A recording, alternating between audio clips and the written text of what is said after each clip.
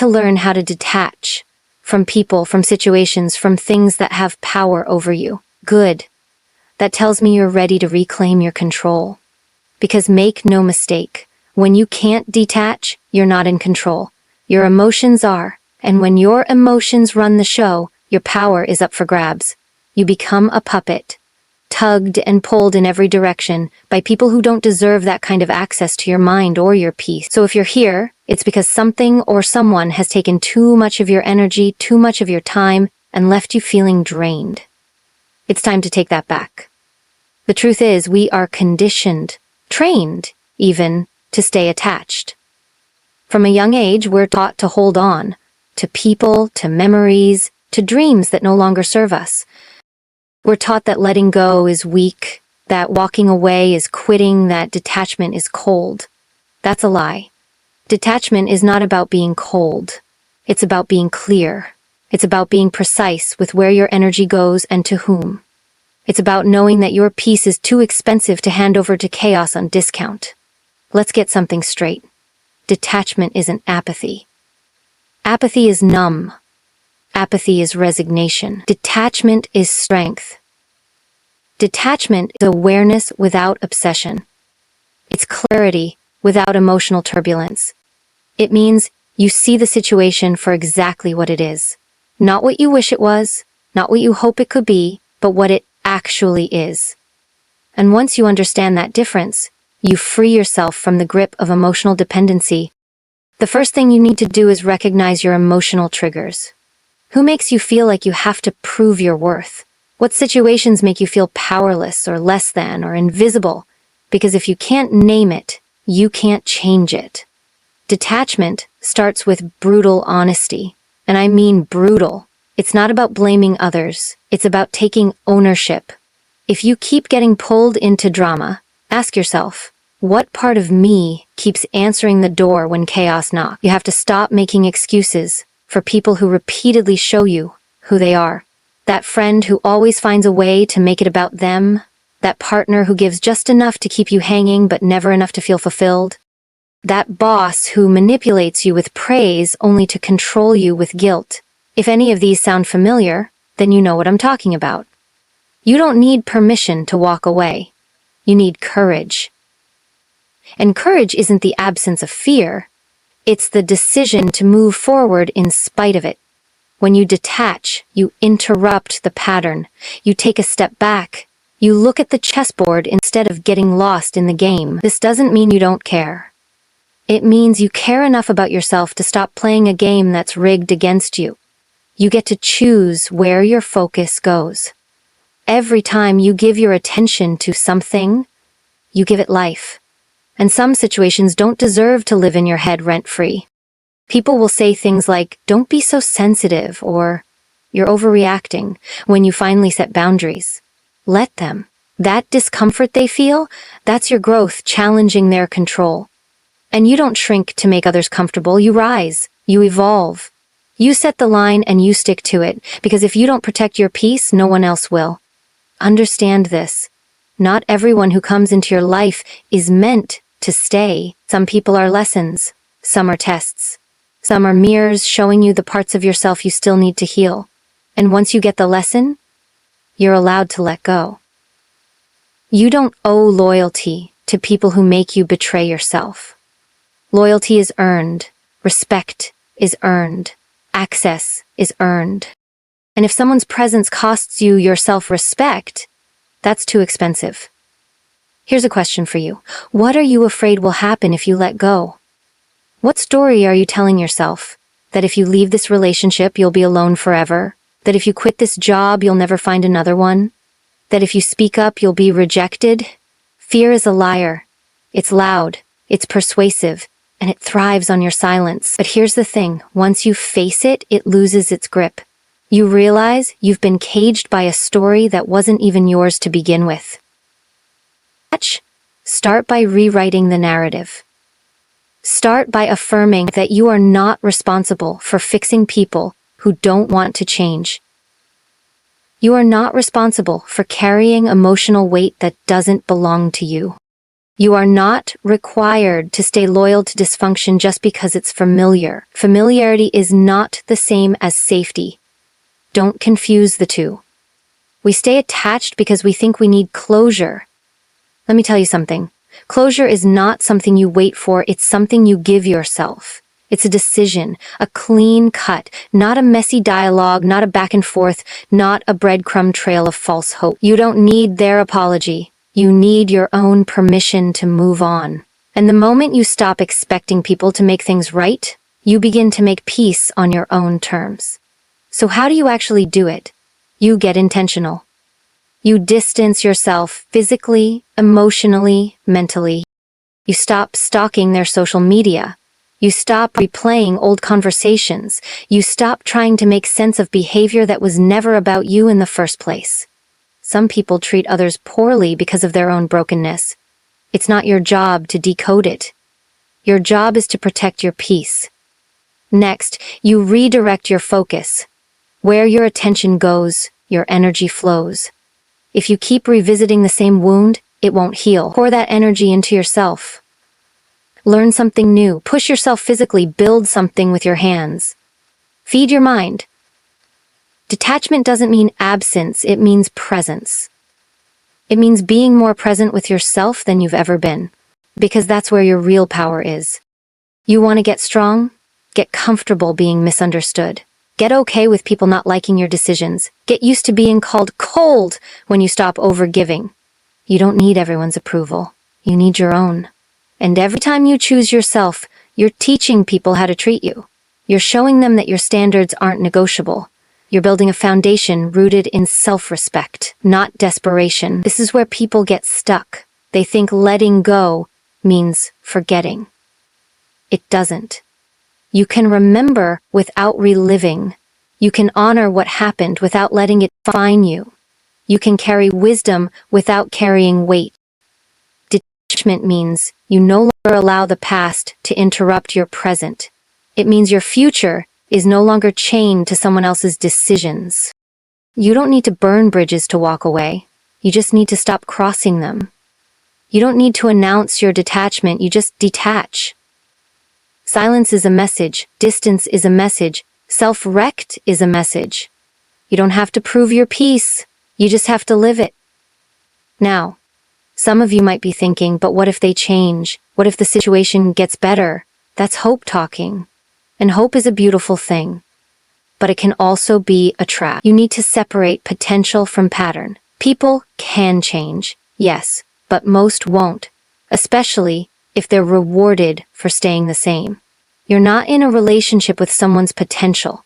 You're in it with their patterns. Watch what people do, not what they promise. And if their patterns are costing you your peace, it's time to choose differently. You are not here to rescue, to save, to sacrifice your soul for someone else's comfort.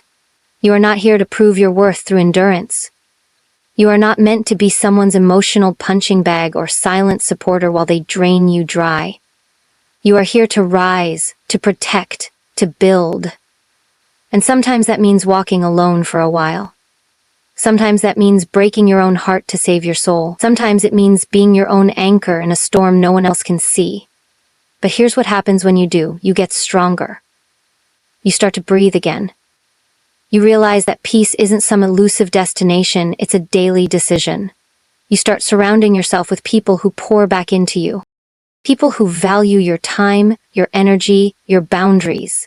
And suddenly, what you once tolerated becomes unthinkable. What you once clung to now feels like weight you can't believe you carried. Detachment is discipline. It's emotional maturity. It's having the courage to say, this no longer serves me, and I'm allowed to walk away. It's a refusal to negotiate your peace. It's drawing a line in the sand and saying, I will not cross this line, even for you. No one else is going to give you that kind of permission. You give it to yourself. You set the tone for your life. You choose what stays and what goes. You decide who gets access and who doesn't. And if someone is offended by your boundaries, that's not your problem. That's their entitlement talking. You don't need closure. You don't need apologies.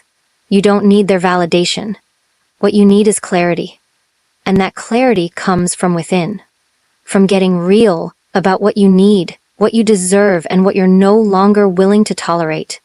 From refusing to be held hostage by old wounds. From realizing that detachment doesn't mean you don't feel, it means you finally feel safe within yourself. So stop chasing peace in people who bring you pain. Stop looking for validation in places that only offer you rejection. Stop revisiting doors that were meant to stay closed. And start walking like someone who knows they deserve more. Because you do.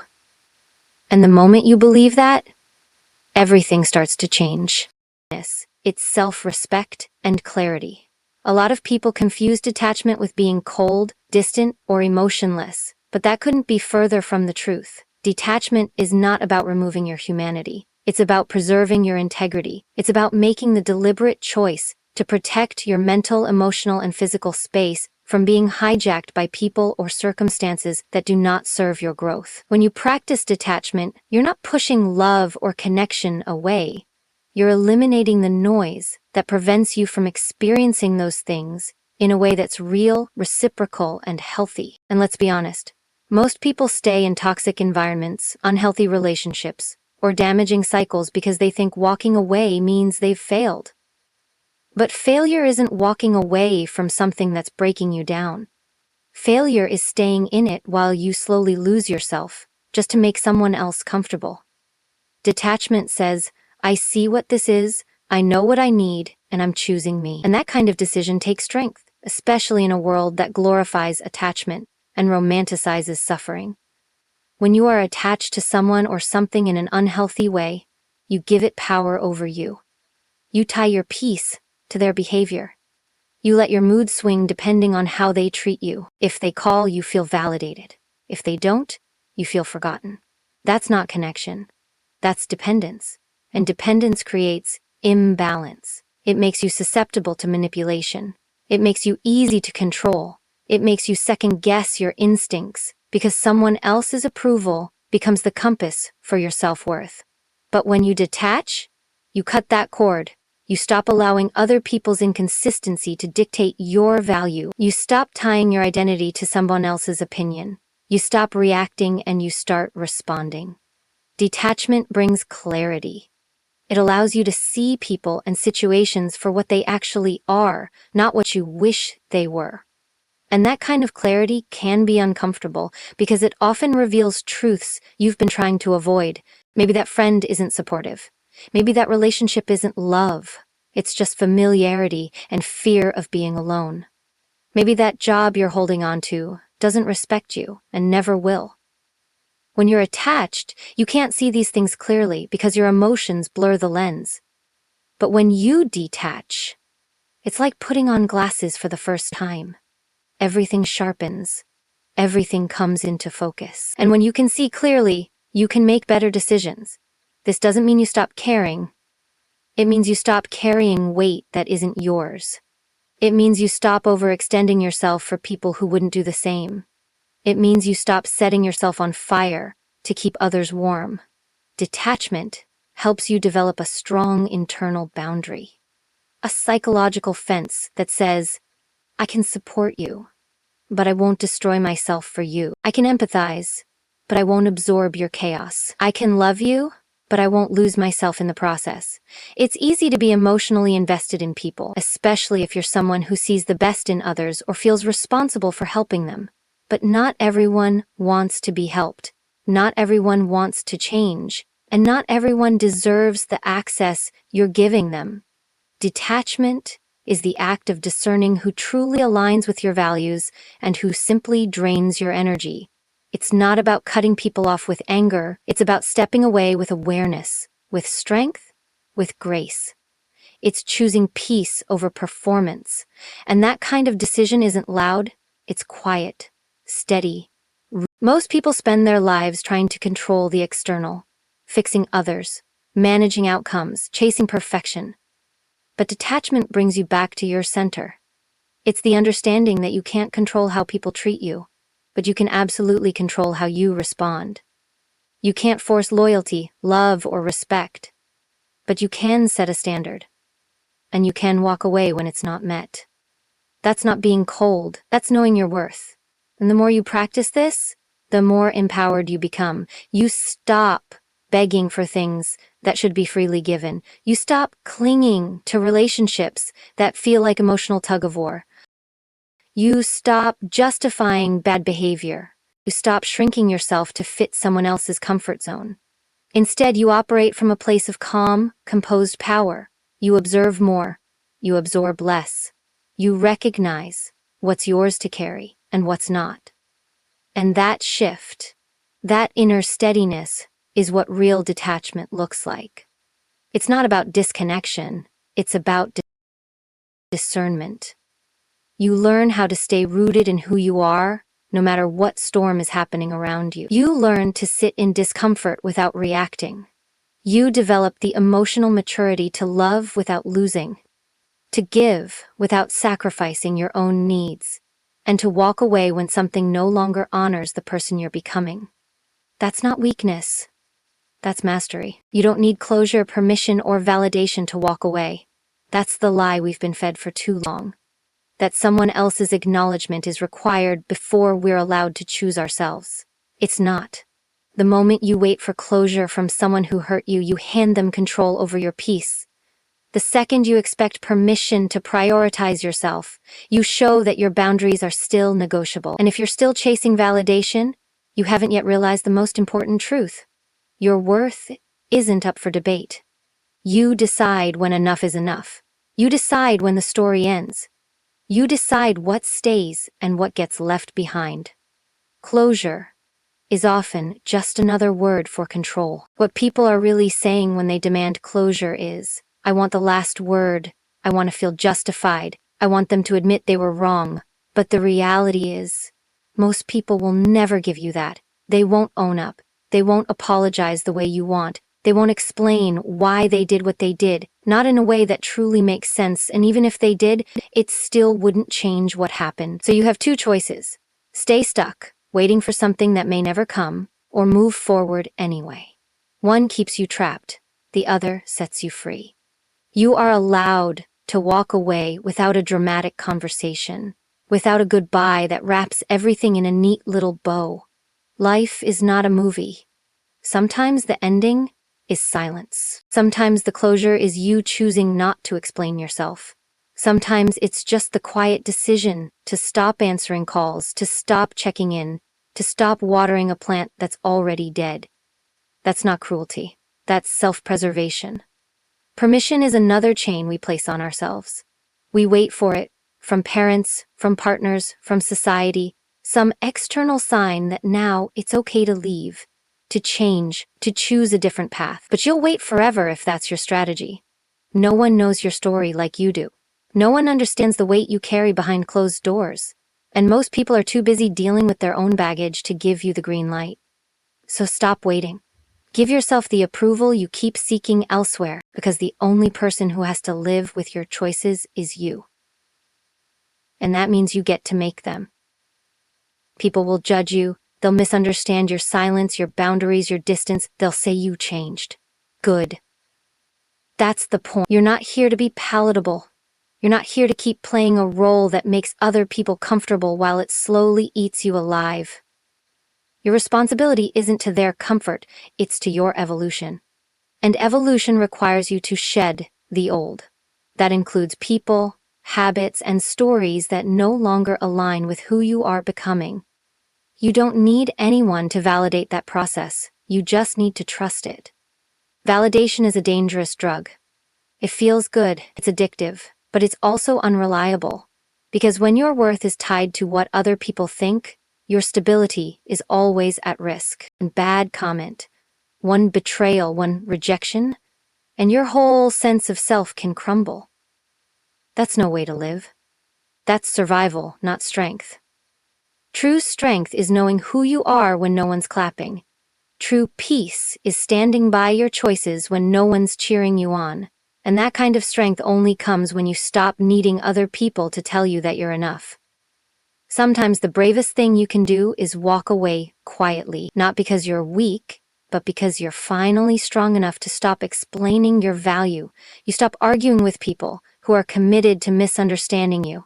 You stop proving your loyalty to people who wouldn't even notice if you disappeared. You stop showing up in spaces that feel like constant battlefields for your self-worth. And you do it without fanfare. You just go. Not because you don't care, but because you've started caring about yourself more. There will be guilt. There will be fear. That's normal. You've been conditioned to equate self-abandonment with love. You've been taught to put others first, to make it work, to compromise, to endure. So when you finally choose you, it's going to feel wrong at first. It's going to feel like you're being selfish. But don't mistake discomfort for wrongdoing. Growth is supposed to be uncomfortable. That's how you know it's working. You get one life, one shot. And every time you wait for closure, permission, or validation, you delay your freedom. You keep yourself small to keep others happy. You play roles that don't fit anymore. You stay loyal to versions of yourself that no longer exist, and for what? For approval? For likes? For some fleeting sense of belonging? That's not belonging, that's performance, and performance is exhausting. What you need is peace. Real peace. The kind that comes from knowing you don't owe anyone an explanation for doing what's right for you. The kind that's rooted, steady, untouchable. And that peace? It begins the moment you stop asking for things that are already within your power to give yourself. You can give yourself closure. You can give yourself permission.